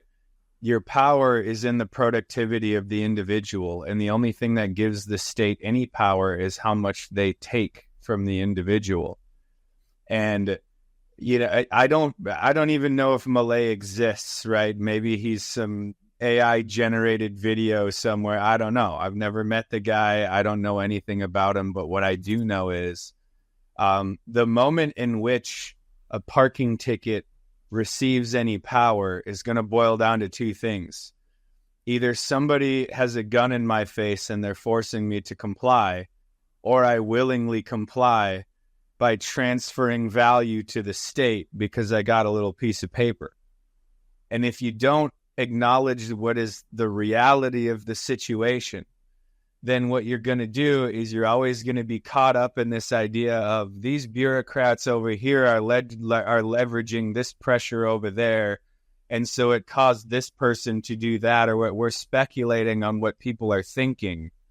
And even if they tell us what they're thinking, it doesn't matter. It's what they're doing, right? And what is happening right now is a powerful movement is becoming complacent. And it doesn't matter if it doesn't matter if the guy is legitimately trying to follow the values that he presented to those who, I guess, allegedly, theoretically voted for them or whatever. Money is an entirely faith-based institution. It is a religion. Government is a faith-based institution. It is a religion. And people are practicing the art of worshiping the government when they're waiting for somebody else to take the pressure off of other people who are deeply invested in the religion. There's this concept in voluntarism that is all but dead. But when I started my voluntarist anarchist journey, we had this thing that we called the magic suit, right? Where a normal human being wakes up and is a normal human being, and then he puts on his magic suit, his police uniform, his military fatigues, whatever, and he is now exercising the will of the state. What's the difference between that and a priest putting on his goofy thing? Or what's the difference between that and a palace guard putting on his stupid hat, right? When you allow people to believe that through the magical powers of a badge or something, they are no longer themselves, they are exercising the will of the state, But the thing is the reason they believe that is because you believe that. When you talk to a cop as though he's a person, and then he says, well, the law is blah, blah, blah. And you say, but you're the one doing it. Okay? Either you choose to exercise your imaginary magic suit powers or you don't. You have to force people to acknowledge that this is a religious institution. There is no way that some guy in Brussels is going to write a document and then it is going to magically compel a farmer in Argentina to not sell his cow to the Chinese. This is literally all theater, okay? And when we talk about, nuclear armed state this, and when we talk about, well, you see, because the central bank, it's underfunded by magic fiat Fed notes, and because it doesn't have, all of a sudden the debt is just transferred to the people of Argentina. No. You tell them to go blank themselves. See how I clean it up, Doug? I'm getting better. Dude, amazing rant. This is a top fiver right here. There is no debt, people. There's nothing backing any fiat anything. It's not something I want to. You're allowing the momentum of the anarchist movement to be undermined. Because when, the Democratic People's Republic of Kyrgyzstan is coming along and saying, well, I have bonds that were issued to your great-great-grandfather, and so you're not allowed to be free because my great-great-grandfather, used leveraged buyouts with slave labor and all of it's. You have to call them on their blank and tell them that this is an unacceptable premise. I don't actually practice your religion. You're delusional, and I'm not interested. All right, let's hear from Gombat. Let's hear from Gombat. Yeah, something I want to point out is that one thing, these new regulations are the same ones that are in El Salvador. It's just that before we didn't have any anti-money laundering. But also the thing is, sure, this thing got through Congress, but the cuevas will still exist. No, not even the most diehard socialist governments were able to deal with the cuevas. So I think the Argentinian society, is very resilient to these kind of things. And I think that, one can, when I defend he can't close the central bank because of debt and all that, it has some actual implications. It's quite different from the Fed. Like, for example, when I talk about debt, that debt is actually the Argentinian deposits. So it's the money that people have on their bank. If the central bank closes, all that money just disappears. Now, is that something I defend? No, I personally don't have any money on banks, on Argentinian banks or any banks, because I don't want to play on that game. That's why I opt out. I use Monero. But it also, I don't want to, pretend that it doesn't matter, because it does, and it needs time to fix. And Gamba, question: there was that rumor that we were hearing. I think it was potentially through executive order, where it was going to be mandated that everybody has to basically submit, file, and explain what their crypto holdings are. Is that something that might actually happen? I haven't heard of a new executive order asking for that. But there was many ones like that from the previous governments. And again, there's no. Oh, that has happened in the past in Argentina, where many times. And the first time they were like, you have to declare your holdings. The next time if you declare your holdings, you'll pay less tax. Then it was, please declare your holdings, you'll pay no tax, and yet no one declares it. Because we don't that's the big factor. Like first they will try to disclose. It's like a permanent registry, and we know what happens with permanent registry. Look at Nazi Germany. They did permanent registry of all the wealth as well as all the guns, and then the Holocaust. So I think Argentina can be saved Like if they have the Constitution carry Second Amendment as well as a counterculture. Like I'm seeing in the streets, all the protests happening, but there is no counter protest. So no one is wearing Eastern flags with guns and just going at them. So yeah, that's the problem. Let's hear from Alex and Arca. Sorry, ITP. I just want to spread the wealth out here. Yeah, sure. Yeah, what's up? Can you hear me? Yeah, we hear you. Hey, man. What do you got? Oh, I think my Bluetooth headset just disconnected. We hear you well. You got okay. Good sound. Cool. Yeah. So I've been working on my podcast and my website. This is a new topic. Is it okay? Yeah, that's fine. I mean, I was actually hoping to say something about Javier Milei, if that's okay. Oh, guys, let's jump to drunk dial me real fast. Sorry. Hold on, let's close out the Milei topic. Go ahead, drunk dial me. So yesterday, or at least in the last couple of days, I believe, there was a guest on the Tom Woods show. If you don't know who he is, he's extremely well respected in the libertarian community. Dave Smith, that circle. His name is he's like Bowtied Mora. His name is Shellbanger. I encourage everyone to listen to that episode. Very recent, last episode or two. He lives in Argentina.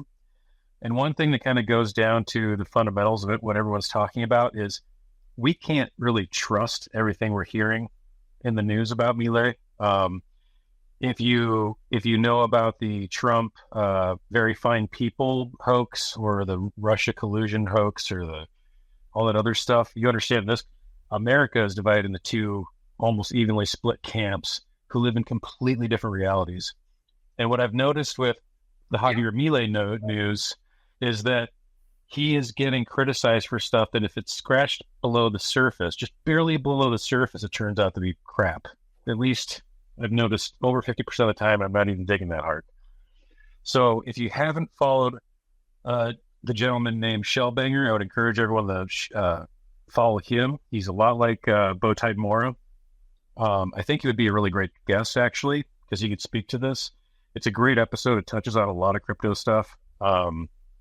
So that's all I wanted to throw out. Awesome, man. Yeah, DM me that, actually, if you don't mind. We had Bowtied Mora on. Ask one thing. Like, have you seen, like Convert Fire, have you seen like any groups like those American groups coming over there? Like, what's the condition of the party, like various party?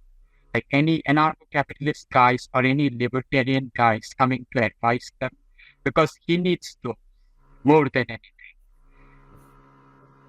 Yeah, I mean, there are some, in order to achieve, governability, he had to make some compromise. So there are some actors in his trenches that are, not as libertarian as we would like. But yeah, I mean, I just wanted to say that we can fight on both fronts at the same time. He's having support from the Republican conservative side of the Argentinian population. That's good. But the thing is, Argentina needs more than anything is the Second Amendment with Constitution. Right. Hello. Do you hear me? Hold on. I want to keep the convo going. Gombat, I saw you had thrown in a question about Yuki's and how Zano differs from Monero. This maybe you want to throw that out there to Luke. And then also any other questions people might have for Luke. I just want to switch back. I feel like we're starting to repeat ourselves now on the Milei topic. So let's move on from Milei. Sure. Anybody who wants to ask Luke any questions while we still have him? I think he might still be with us. Yeah, sure. So Luke, just talk about how to implement ABUKis that are able to see outgoing transactions. And so I was wondering... Yes, it's just about Zano's auditable... and also... auditable application. Yeah. So I didn't comment on Zano because I wasn't aware of it. I didn't want to comment on something I didn't know about in case I was wrong. I actually looked it up when I turned my camera off. The way Xano does it is they just remove sender privacy. Oh, That is not good. So I mean, it's only for auditable wallets. So it's if you want to be able to audit the wallet of this charity, the charity no longer has sender privacy. And on the one hand, I don't a solution. On the other hand, there's a reason we would not deploy such a technique on Monero, because it's not selective disclosure. It's just removing privacy on the blockchain itself. Though I will note the amounts are still private. It's ineligible for usage in ring signatures, which is how that they enforce that when it is spent, it is clear that it is the only output spent because it is directly specified. KayabaNerve, sir, what an honor to speak to you. Do you hear me? Yes, I hear you. Go ahead. Yeah. I have a question motivated by a speculation of shifting the Genesis block, but you don't have to go into that, why not to do it? My question is, now with the generalized bulletproofs, is it still a curve cycle, or is it's still about curve trees, right? Prior to Seraphis, we would be using a towering curve cycle, which gives us a curve cycle without switching curves, with a bunch of commentary on the quality, performance, and security of that.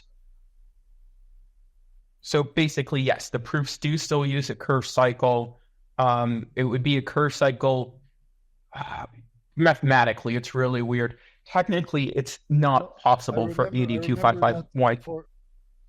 For each block. Yeah, just for everyone else. For each block, there would be like a tree, right? I remember you explaining it to me. I looked at your code, and it's really difficult for me, but I like to elucidate the things for the common listener. And yeah, so as I understood it, per each block, there is then like a tree which can be pruned. My question is, because I'm sort of against it. Of course, this is life. There is also always some guy that is against it. I'm not against it. I'm just asking. I find it great. All kudos to you. Is it within a window? Can you do the full membership proof without doing the full chain membership proof thing? Or do you always have to have an archival node?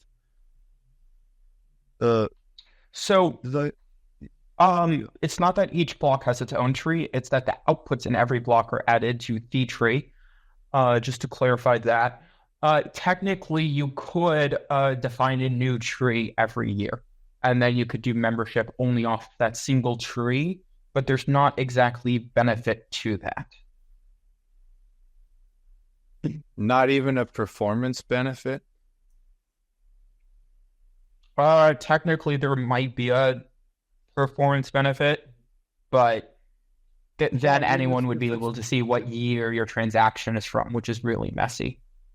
But it would be if we were to do that, we wouldn't want to segment it by year unless your focus is on the pruning of historical data. But we would want to just define 2 trees, or however many trees, and then if we have 2 trees, with every transaction, we would alternate which one it's added to.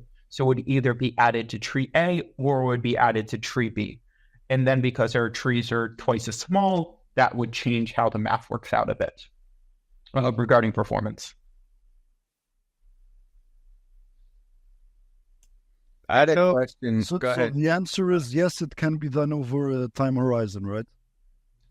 It can, but I wouldn't support that. Okay, thanks. I wanted to follow up on the Xano auditable wallet. So I look it up, and what you say is true, that when it used to be the case that auditable wallets had to use 0 mixins when sending transactions, but apparently that's no longer the case. So now they can use mixins, so I guess ring signatures when sending. So, so wait, you're saying auditable wallets with ring signatures? Yeah. So in the docs, where are you seeing that? Because I only pulled up their 2020 link, which says no, they're not allowed to be used in ring signatures. And I that's think they really added how it like a week ago, wasn't it? Or like 4 days? No.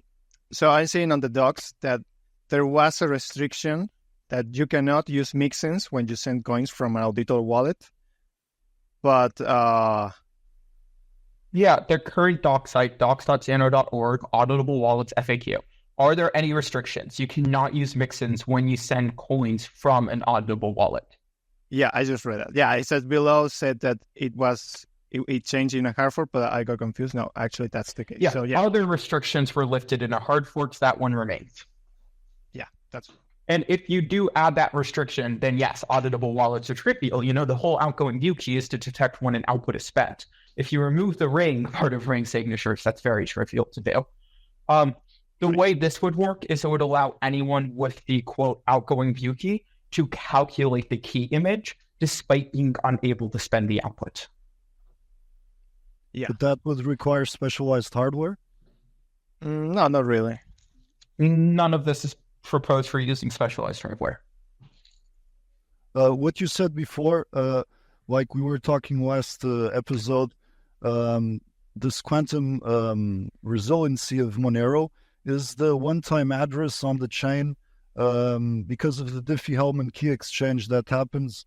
Does it reveal the sender? Like if I have your address? No, that's not the target for quantum computers. But the one-time key itself is not the target. The one-time key itself is not the target because it is made up of a spend key and a view key. But a quantum computer can only recover the discrete logarithm of the one-time key. So it can't differentiate what part of that discrete logarithm came from the spend key and what part of it came from the view key. Exactly. So a quantum computer from the one-time key cannot catch their private key, right? Right, because but perfectly hiding. Well, they actually can obtain the private key for that output. For the one-time address? Yes, they just can't link it to any other one-time address. Oh shit, I didn't know that. Well, so a quantum computer can recover the private key of the one-time address. They cannot recover your spend key, nor can they recover your view key. Once they have the private key for the one-time address, as of right now, they can calculate the key image for the one-time address, and therefore they can determine when any output was spent. But they don't get the spent key. I'm getting confused here, sorry. They get the spend key and the view key. The spend key and the view key are wallet concepts that are used in your stealth address, and then they are used internally. But your spend key and your view key, when instantiated into a one-time key, do create a one-time key, a public key only meant to be used once, with a private key only meant to be used once. So this one-time key, there is a one-time key that is a private key that is derived from your spend and view key. Quantum computers can recover that one-time key. They can't link it back to your wallet. They can't go from this one-time key to your spend key and your view key, but that one-time key is what's actually used to spend that output if you have all of the other information associated with it. Exactly. So with the one-time key and the one-time address, and with the quantum computer, you get the one-time key, and you are able to spend from just that output, not from any other one. Well, you wouldn't want to actually spend from it. If you have a quantum computer, you can just mint infinite coins regardless. That wouldn't be the immediate target. Yeah. The main focus is that if you have a one-time key, as in the private key, not as in the public key we see on chain, you can calculate the key image for that one-time key. And if you calculate its key image, you can detect when it was spent. So as part of this full chain membership proofs proposal, I was looking at it and I noted it inherently, like just the proposal I made without my intention for this, inherently noted malleability. And when I was doing my review of the proposal, I noticed allowed malleability of the output key. Now, instead of the output key being the variable x times the constant g, technically you could have it be the variable x times the constant g plus, let's say, a variable a times the constant z. The letters for these don't matter. And I was reviewing that malleability because obviously when you suggest malleability, that's just a concern. If someone can manage to get 2 different key images for a single output, they could double spend, and that's a concern. So I was trying my best to review the impacts of this malleability. And what I realized is that as far as I can tell, it's still perfectly secure. And because it changes how output keys work, it changes the effects of a quantum computer. A quantum computer can recover for a output key x times the constant g. They can recover x. But if the output key is x times the constant g plus a times the constant z, they cannot recover x and a. They can only recover whatever the x would be if it was of the form x times g. But it cannot recover each of the independent. Right? Huh? Sufficiently enough for the signature, but you would not get the private key. You would be able to. Actually, if you created that signature, it would be a signature for technically a different output. Because right now the output key is defined as x times the constant g, and that x is what decides your key image. But this quantum computer, when it looked at an output key of the form x times the constant g plus a times the constant c, it would actually recover a different x value. And because it recovered a different x value, it would actually create a different key image. So it would actually have a different private key, and it would have a different key image. And that's why a quantum computer would be they would be unable to detect what the actual key image for that output was, because it would effectively create a new key image with its ability to solve for the elliptic curve discrete log problem. So it's not that this scheme isn't theoretically forward secret. It's that the exact full chain membership proof proposal I'm making, the proof that I use to sign for it and to prove ownership and prove the linking tag is correct, the key image, that proof is not forward secret. So the scheme theoretically could be made forward secret, but one of these proofs would have to be augmented. I had a question that has come up a lot on this show. And hopefully you listened to enough Monero Talks to notice how there's a great interest in, because the hash rate for Monero is what it is, and it has, I don't know if you've looked at it recently, but it's not super great. There's been a lot of interest in the effect that merge mining, especially with other practical use case chains, what effect that would have on Monero, both the tokenomics of other people mining it, but then also what effect it might have on price, what effect it might have on performance, and so on. And as many people chiming in is the same as how many different opinions there are on this. But isn't it DarkFi? Who was it that's going to be merge mining with Monero already as a project?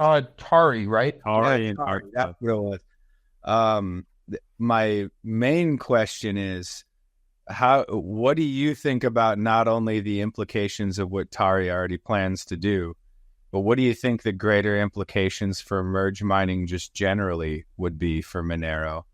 And then how much could you scale such a concept for the value of merge mining for both the project and Monero itself?